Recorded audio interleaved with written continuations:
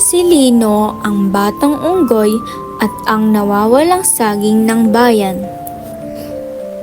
Isinulat ni Ishacolin Ramones.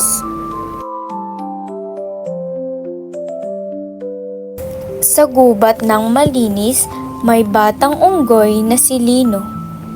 Masipag siyang mag-aral sa paaralang gawa sa mga dahon.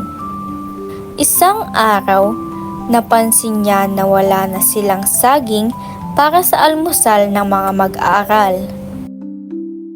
Tinanong niya si Guro Pagong, "Bakit po naubos ang saging ng bayan?" Malungkot na sagot ni Guro Pagong, "Kinuha ni Mayor Buwaya ang mga saging para sa sarili niyang bahay."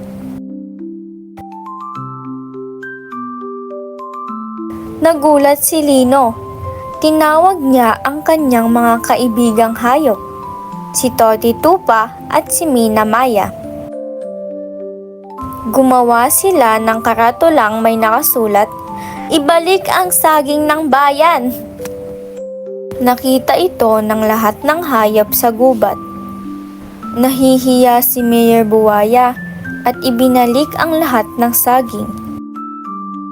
Muling nagkaroon ng pagkain sa paaralan at nagturo si Guro Pagong ng masaya.